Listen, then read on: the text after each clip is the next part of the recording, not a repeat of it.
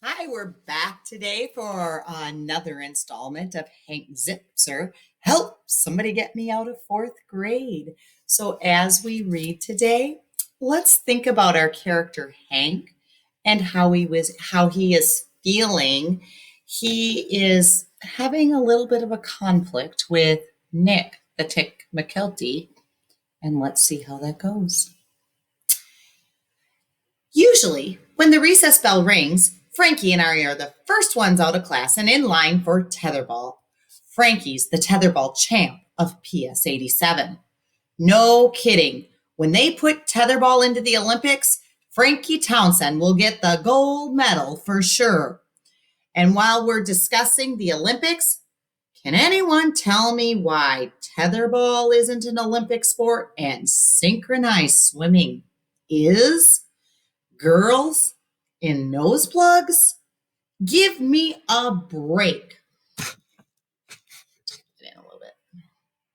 Give me a break. They should give us a gold medal for watching them. Don't tell anybody about this, but I once tried synchronized swimming in my bathtub.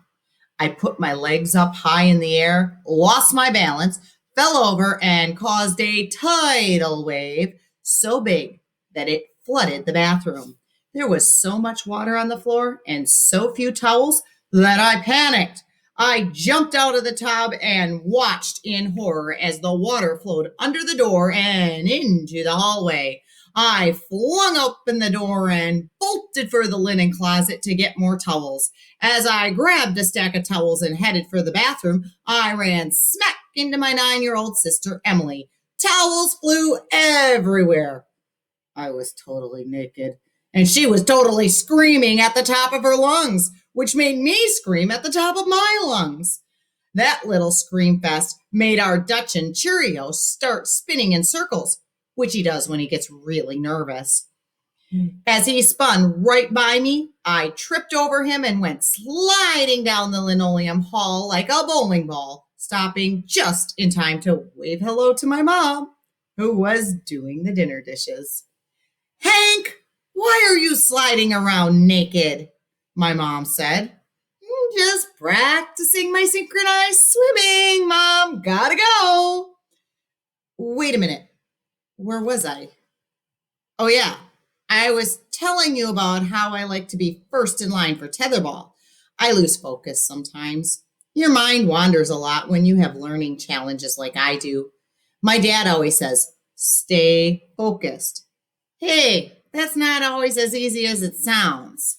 The point here is that when the recess bell rang, I couldn't bolt out of my chair for the playground like I usually do.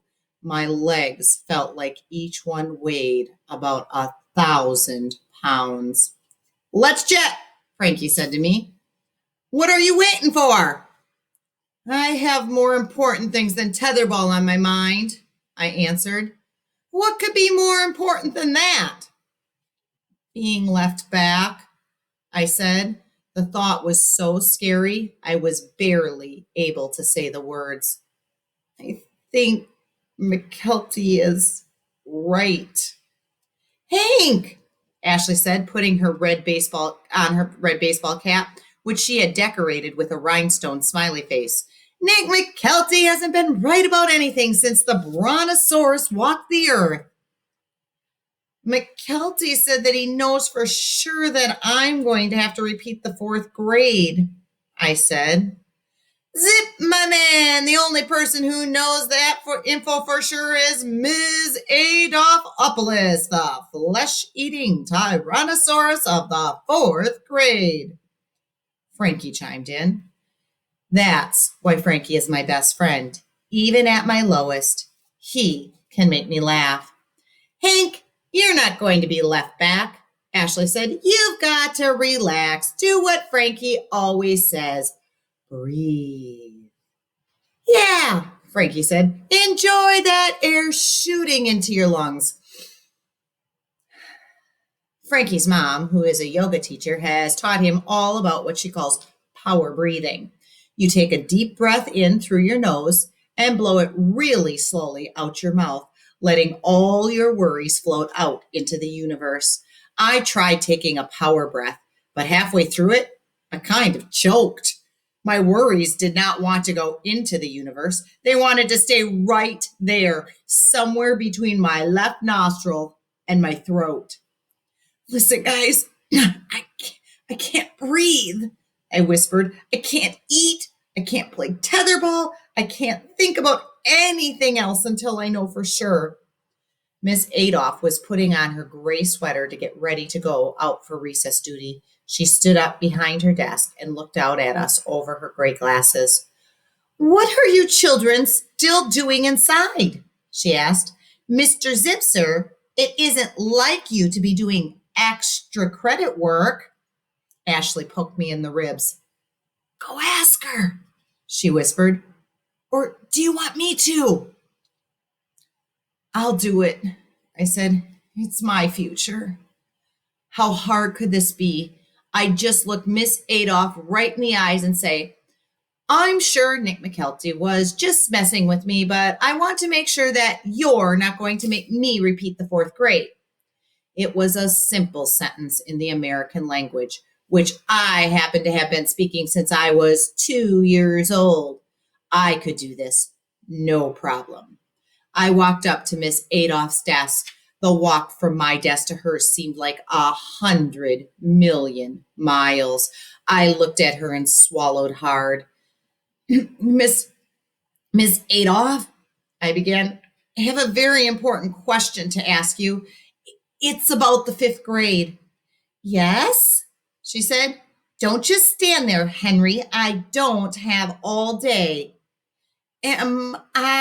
Suddenly, the door to our classroom flew open and a sixth grader rushed in.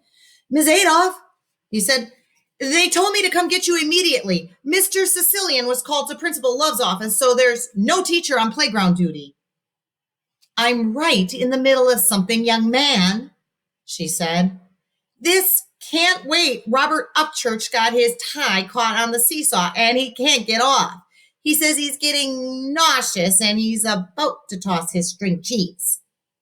Oh my, this is an emergency, Miss Adolph said. Without even looking at me, she ran out the door.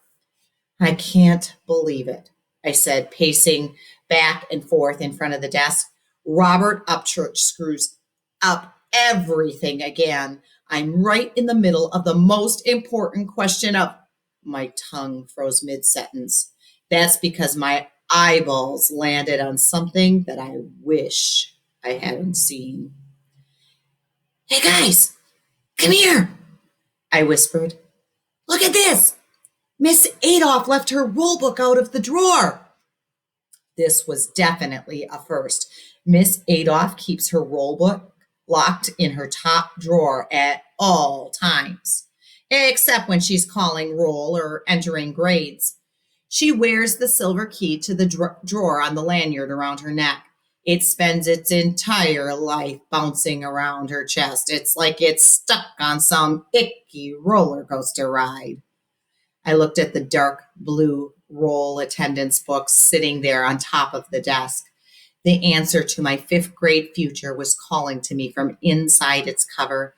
Just one peek inside would tell me if I was going to be a fourth grader again, or if I could move on like the rest of my friends. Hank, Ashley whispered, are you thinking what I'm thinking you're thinking? I think so, I said. You can't do it, Ashley said. I'll just look at my name. Zipzer, it's the last one. I know exactly where it is. I won't let any eyes wander to anyone else's name. What if she comes back and sees you? Frankie said. She's not coming back right away, I said. She's on the playground with Robert, untying his tie. That's her roll attendance book, dude, Frankie said. She catches you with your hands on that, she's going to send you all the way back to preschool. If you're not careful, you're going to be singing Wheels on the Bus with a bunch of ankle biters spitting up all over your Mets t-shirt. Frankie was right, and I knew it. If Miss Adolph caught me looking through her precious secret roll book, she would be really mad, madder even than she gets at Luke Whitman when he picks his nose and wipes his picking finger on the blackboard eraser. Ew. But on the other hand, I had to know what was in there. I just had to. It wasn't like I was just a little curious. There was a super loud voice in my head saying, Hank, you must find out about your future.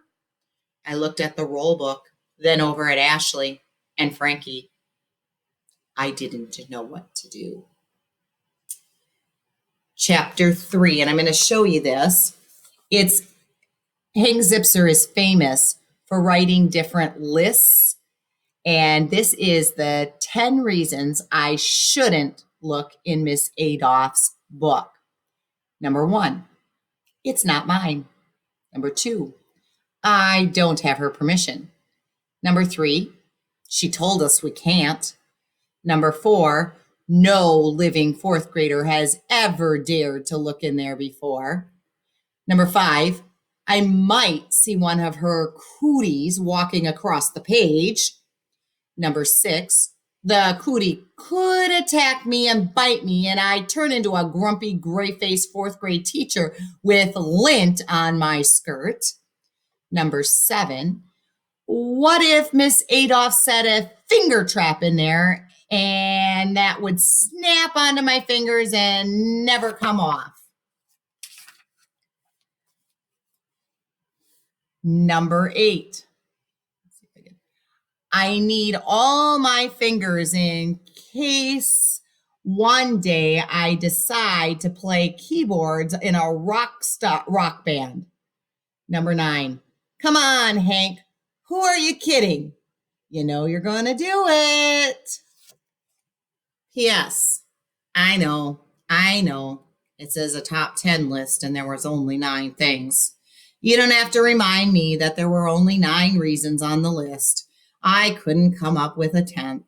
As soon as I do, I'll let you know. But don't hold your breath. We'll come back tomorrow for the next chapters.